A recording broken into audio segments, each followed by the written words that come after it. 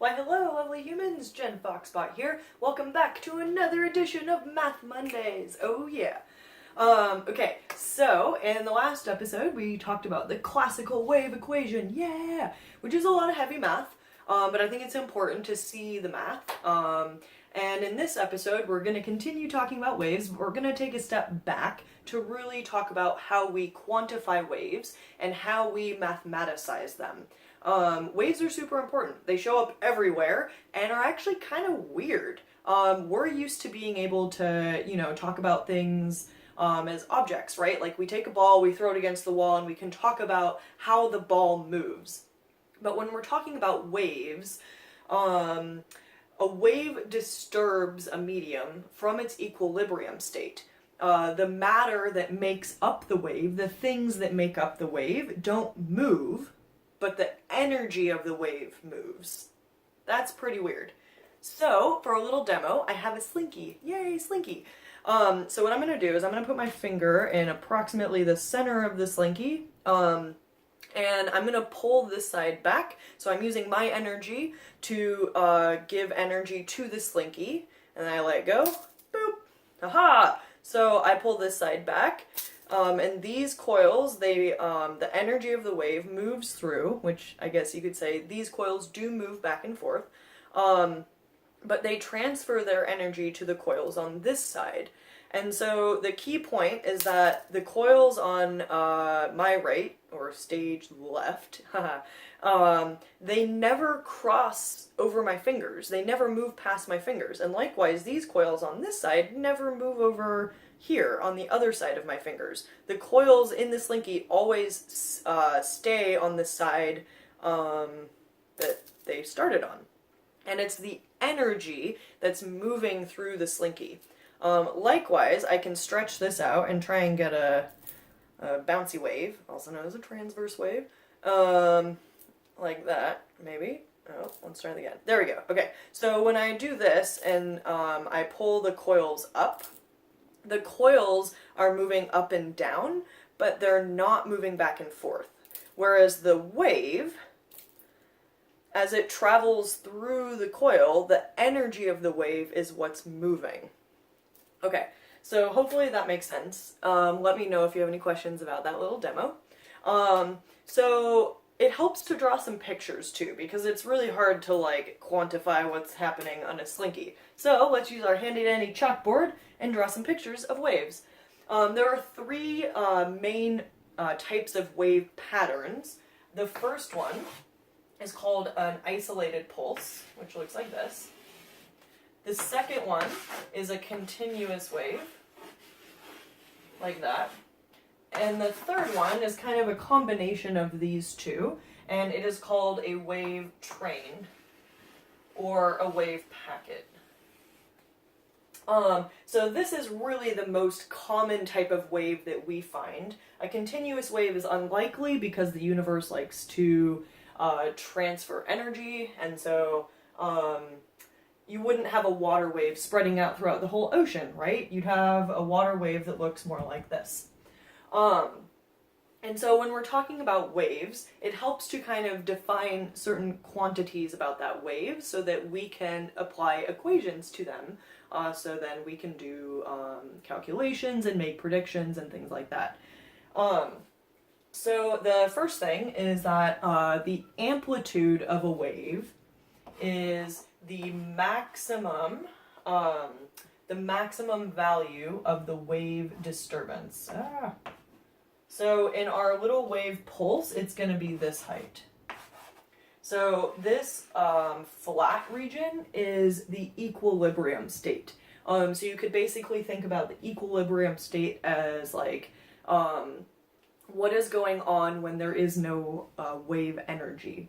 So the amplitude is the distance of the displacement from that equilibrium state. In this case, the equilibrium state is kind of the halfway point between the peak and the trough. And so we would say that the amplitude is the distance from the peak to the trough. Or I guess actually one could say that the amplitude would be the distance between the equilibrium state and that height. That's actually probably more accurate, more appropriate to say. And then in the localized, in the wave train, the equilibrium state is again this flat region. So then our amplitude, as my line goes downwards, our amplitude would be this and this. And so the amplitude that we're measuring really depends on the type of wave that we're talking about.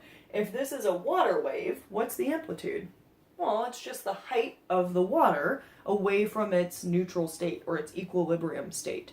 If we're talking about a sound wave, then the amplitude is the pressure of the wave. If we're talking about our slinky wave, then the amplitude would be the height of the slinky coils away from its equilibrium state, where its equilibrium state is that, and then its amplitude is how high it is away from its resting state. In this case, when I stretch and compress the spring, that's the amplitude. How much I stretch the spring away from its equilibrium state would be its amplitude. Okay, so then the wavelength is the distance over which the wave pattern repeats. So the wavelength is basically the distance between 2 points on the wave that are the same. And then the period of the wave, so that's wavelength. Wavelength is represented by the Greek symbol lambda.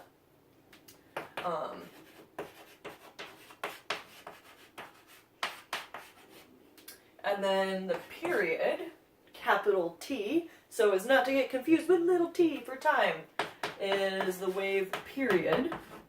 And the wave period is the time for one complete wave cycle to pass a fixed point.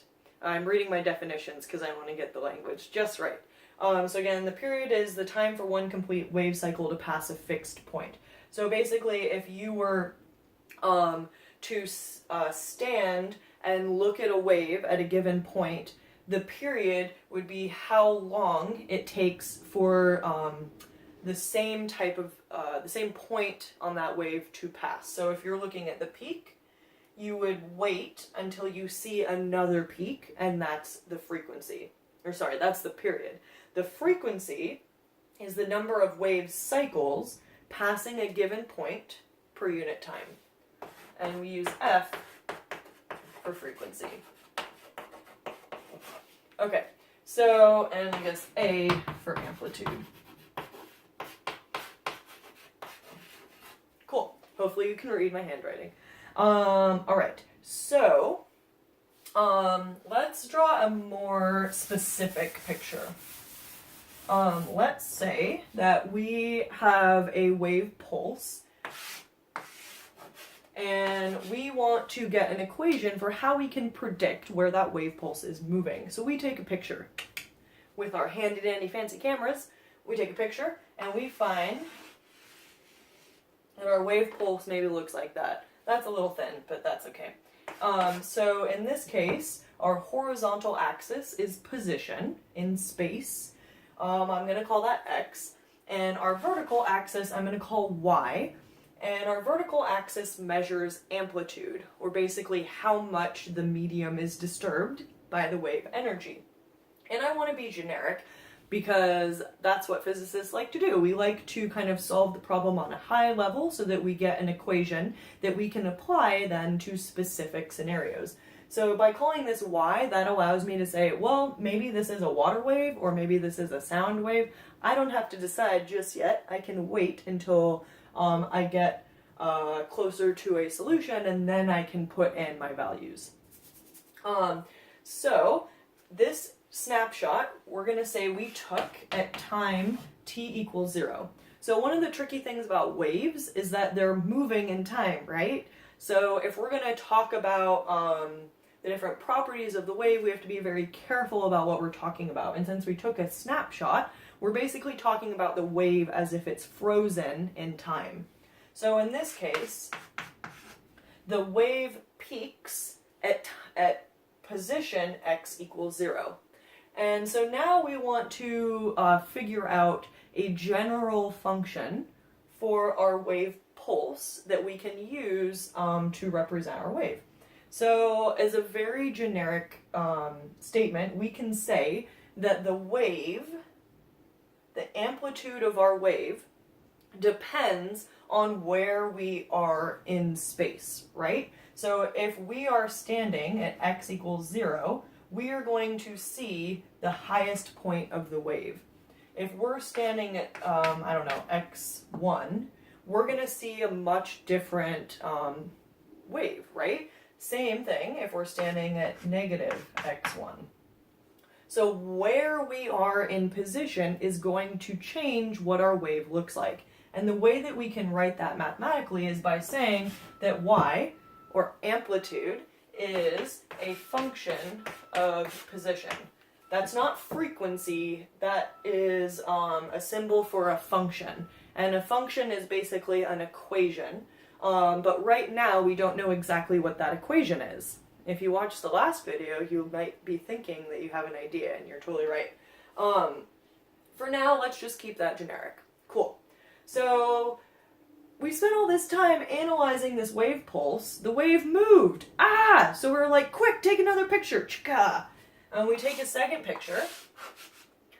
We still have position on the x-axis. Horizontal axis. We still have position, which I'm going to call x. Vertical is still y. But now our wave pulse has moved. Oh my gosh, what? No! It's almost like waves depend on position and time. What? Okay, so our wave is moving with speed v. So in our second picture, where t equals, we'll say t1, our wave is still moving forward. It's hard to keep track of waves because they keep moving. But now the maximum amplitude of our wave is not at x equals 0. Shoot. The maximum of our wave is going to happen at the time that the position equals the velocity times t1. And really quickly, the reason why is because, whoops, ignore that, is because velocity equals the change in position over the change in time. And so if you solve for x equals v times t, so that's where this comes from. Okay, so now all of a sudden we're like, oh, our wave depends on position, but it also depends on time. And so a generic way that we can write that is to say that our function must depend on position as well as time. Cool. So what this means is that the amplitude of our wave, the height of our wave, or whatever we might happen to be looking at, is a function of position and time. We're going to assume that velocity is constant here. But basically, what you'll find is that our function should be a maximum when t equals 0. So when t equals 0, if we plug in x equals 0, so at t equals 0, x equals 0, y equals y max. And likewise, when we are at time t1, at this position, which I guess I'll call x1, we want our function also to be at y max. So that's a lot of information. I want you to think about the different types of functions that can fit this parameter, I guess, or these constraints. And if you haven't watched the last video, this would be a really good time to go and check that one to see what kind of equation might solve this. And I will talk about that in the next episode, and we'll talk about what those what that equation looks like and how we can manipulate that equation to get the 3 different wave patterns that we talked about. All right, so thank you very much for watching. Please let me know if you have any questions about the things that we talked about here, or if you have any math questions that you're super curious about. Because remember, this is for y'all. Let's learn some math together. Alright, thanks very much and we'll see you next time. Bye!